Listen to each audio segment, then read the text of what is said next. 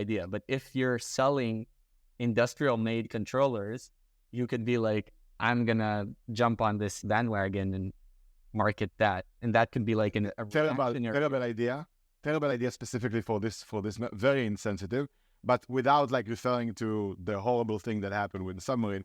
I think that the core idea is right. You can do essentially a great marketing challenge. People will come back to your site to see if you have anything new about an event happening in the world. Hello, everyone. Welcome to Up for Grabs. My name is Agam. This is Tom. We're both developers turned into marketeers, and we're giving you some business ideas that you can execute on and make a bunch of money. This is actually a really stupid day. We forgot to hit record. So this is the third time we're actually talking. We talked to a lot of Tom's dogs, right, Tom? Yes. They are very informative. They are bootstrappers themselves. Very, very smart animals. Like if you want to hire like a real dog for your business, that's the time. That was a very bad joke. Like I take it was. Yeah, we'll forget about that. So basically, we're spicing it up. We're changing the cast a bit, the structure of it. Before we would give you the complete idea and how to do the product aspect and everything technically. And we think that it's much better if we just give you the problem that we're seeing, and you can kind of figure out yourself how would you actually execute on that need, and that product that you're eventually going to build is going to be your own. Tom, you wanted to talk a bit about that? Yeah. Sure. So I think that like figuring out what's the best thing to do is what we do best. Like what you should work on. That I think that ideas are pretty good, and we can also solidify them into something that's concrete. Like you can start like it's digested enough for you to start working on. But I don't think that giving you the full spiel in this specific format, like quick cast, like video stuff, is efficient. You should get some ownership of the idea by doing the research yourself. It should be something that you are engaged in, and I think we'll just give you more like a feeling that you're really into it. And so the next videos are going to be more about us giving you the idea, kind of solidifying it and showing you what it is, and then having a little bit of a discussion on the product, just kind of like pinpointing the specific points that we think are important.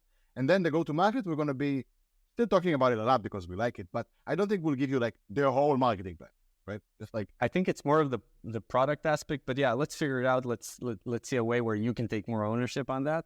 And yeah, basically, Tom, you have this need of PRs, public relations, right? Not pull requests. You want to talk about it? Well, about the fact that I'm talking about public relations and not pull requests. I think it's pretty evident. This is not a pull request thing. It is a public relations thing. So get that into your mind, developers. But no, I really want to dive into it because it's super, I think it's a very cool idea. So public relations, generally, people think about it like this all antiquated. There's a publicist going around and like, doing this type of shit. A lot of modern public relations is like getting listed on publication. So if you're a software company and you have like a launch or like a seed or whatever, you want to get a PR company that can get you listed on TechCrunch or something like that. And in addition, a lot of the times you see as seen on TV, stuff like that. Those are all public relations department getting you those listings. And it's not very well known. Agam, do you have the link for Halo set up so you can like share it while I speak? There's like one of the major like older services in this world is called Halo, Help a Reporter Out. And this is reporters coming and saying, hey, I want to see something about a topic. And then you can basically be a source for them, for those journalists, about this topic. Essentially, you know something because you're an industry expert or you know someone or something like that, and then you will be listed as a source. This is a very good way for exposure. It's a very good way to get you listed in front of a larger audience. Now, how that process actually works is simple. Reporters looking for quotes and comments, sources wanting to give quotes and comments, connection happens between them, and then articles happen, right? Journalism one-on-one. However, what most people don't know is that a lot of companies who want to play the public relations game just do it very early on and for a long term until they get listed. It's just not that easy. You got to find the right journalist in the right era, in the right article, stuff like that. And it's kind of a black art, right? Like black magic type situation, because not a lot of definitely software developers, but even companies know how to get this PR shit done. So they pay a bunch of money for a PR consultant or an agency, and that's that. What I'm saying is, in actuality, doing PR is not easy, but it's also not rocket science. You find reporters in niches, you give them ideas and quotes, and you are now a source. So I came across a couple of articles around that topic, like PR for Indie Maker.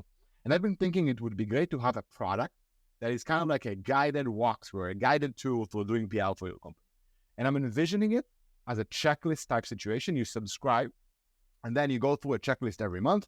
You kind of input some information about your sources, and it's information about your industry and like your tool and stuff like that. And they basically do the heavy lifting of finding the right reporters, emailing them with the specific information that you want to give them. So kind of consolidating the whole communication back and forth between the reporters and, well, them acting as you, and then getting you published.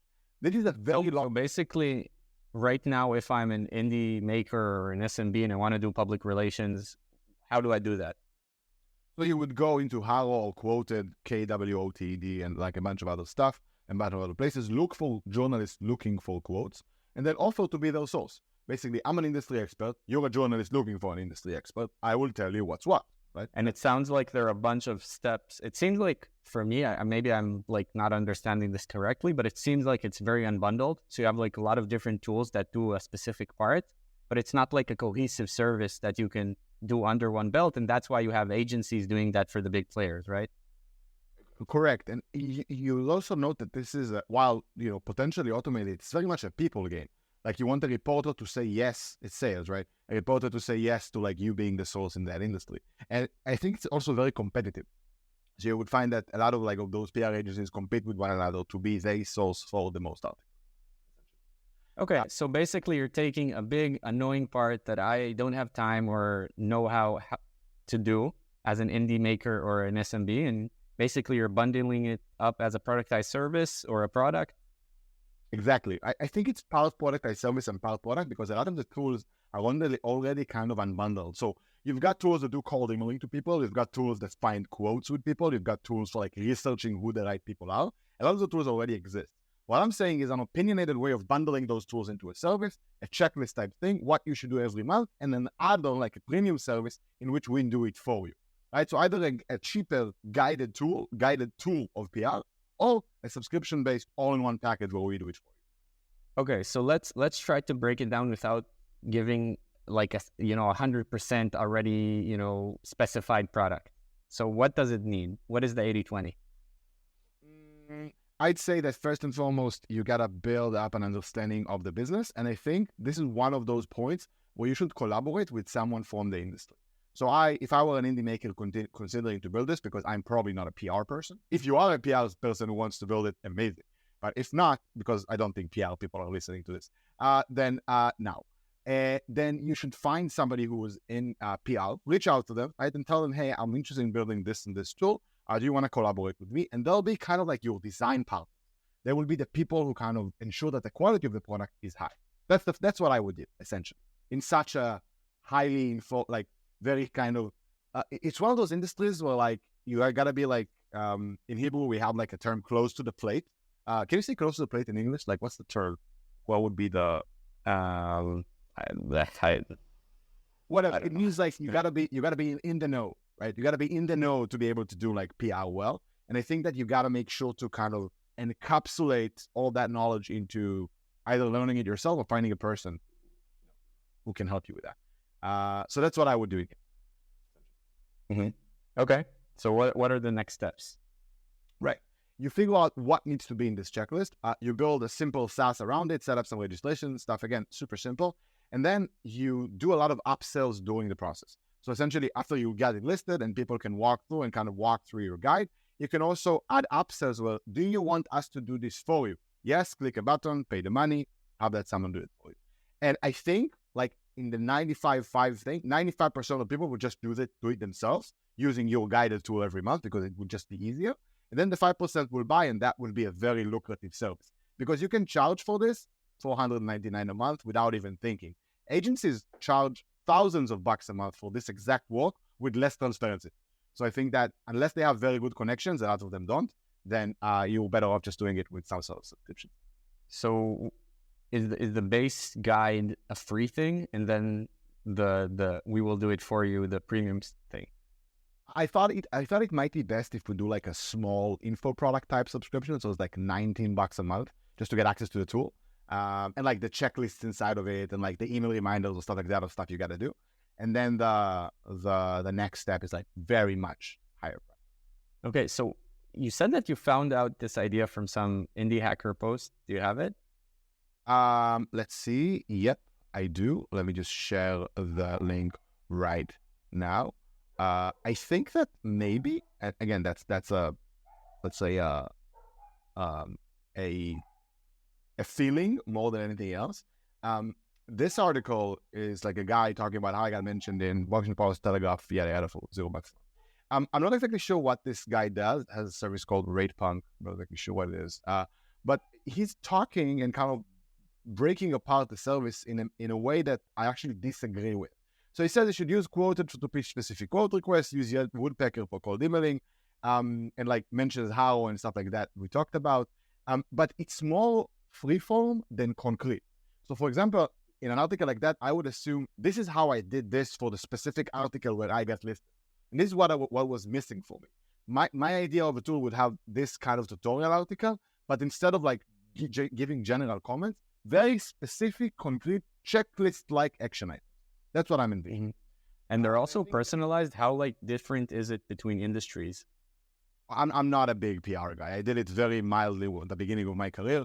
I believe that like the core messaging should be personalized, but the kind of very mildly. So like maybe a sentence or two, but like there's a blurb you continue like you continue to share, which is the quote you actually want to get placed. Like that would repeat across all the emails.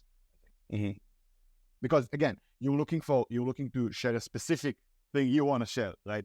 You want to be listed as with a specific agenda. So I assume at least most of them would be similar, but I don't know, and that's why you need a PR specialist to like. Okay, let's think about some marketing ideas, some go-to-markets. So a few of the things I was thinking. First of all, the organic stuff, right? You're gonna just post a lot about it on Indie Hackers and all that. That's kind of trivial. I was thinking that you can do a few interesting things. One of them could be like an Ask Me Anything on Reddit, but I will tell you what to do for your indie hacker or SMB in the PR sense. And I'll just give you a personalized response to anyone commenting on my thread. And you can do that on Indie Hackers and Reddit and all the relevant places. So you're giving like the ideas for free, the guide, but you're still linking to it so you can still get an upsell from people that are interested in you carrying the heavy load.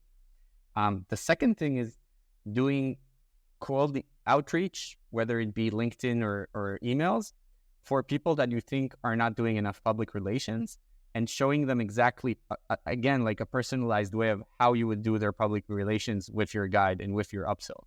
So just sending all the free value with that, and I'm sure people are going to buy because it's free, interesting value. Yeah, I like it. And also I think that like you could do some sort of like let's call it internal growth. I'm not sure if that's the right word, but I'll explain. So if you build this tool and you kind of do it with like the best, let's say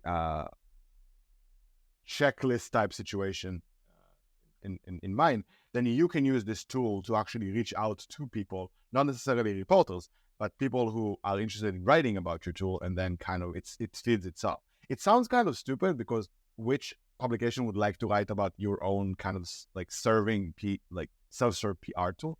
But you would be surprised how correlative this tool is with like general cold emailing practices.